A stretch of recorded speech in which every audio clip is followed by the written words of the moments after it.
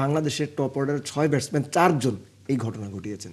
এই যে ডেলিভার করার বিষয়টা, এটা অনেক সময় শুধুমাত্র ম্যাচুরিটির উপরে ডিপেন্ড করে না, লাকেরও কিছুটা ব্যাপার থাকে।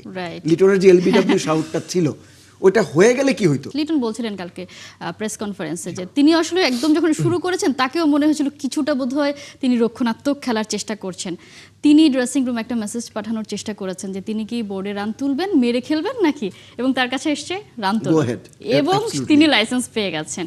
এই যে ব্যাপারটা যে তার মনে হয়েছে যে আসলে এখন যতক্ষণ এভাবে মাটি কামড়ে পড়ে থাকার কিছু নেই, তাকে আসলে থাকতে হলে রান করতে হবে। এই যে ম্যাচিউরিটি, এবং লিটনের প্রশংসা প্রত্যেকে করছিলেন। পাকিস্তানি যারা আছে বিশ্লেষক, তারা বলছিলেন যে যে সুযোগটা তাদের বোলাররা পেয়েছিল সেটা পুরোটাই কেড়ে নিয়েছেন আসলে লিটন কুমার দাস। এই ম্যাচুরিটি আমরা আসলে নিশ্চয়ই প্রত্যেকের কাছ থেকেই চাই।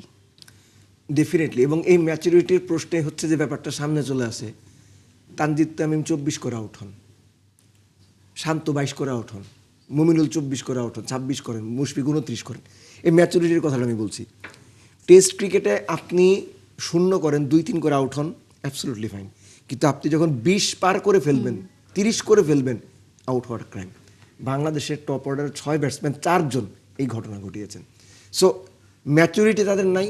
মুশফিক কত বছর ক্রিকেট খেলছেন? শান্ত 10 বছর ক্রিকেট খেলছেন।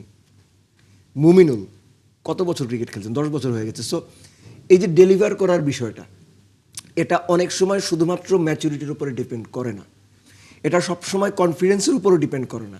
সিচুয়েশন, আপনি কিভাবে অ্যাডপ্ট করছেন ওই পার্টিকুলার মোমেন্টে, ওই পার্টিকুলার ম্যাচ সিচুয়েশনে আপনি কতটুকু ফোকাসড আছেন, এবং একই সঙ্গে মানে মানতে বাধ্য লাকেরও কিছুটা ব্যাপার থাকে। লিটনের যে এলবিডব্লিউ শাউটটা ছিল, ওটা হয়ে গেলে কি হইতো? মানে ifs and buts are always there. So আমি বলছি যে এই যে ফরচুন ফেভার্স দ্য ব্রেভ বলা হয়, সো লিটনের সাহসী কাজটা করেছেন। লিটন যে সেটা আসলে করতে পেরেছে 50 থেকে যে স্কোরটাকে নিয়ে কোনো প্রশ্নই কখনো ছিল না। আপনি খেয়াল করে দেখেন, যদি এই ধরনের রোলের সবচেয়ে প্রাইম এক্সাম্পল আমার কাছে হচ্ছে অ্যাডাম গিলক্রিস্ট।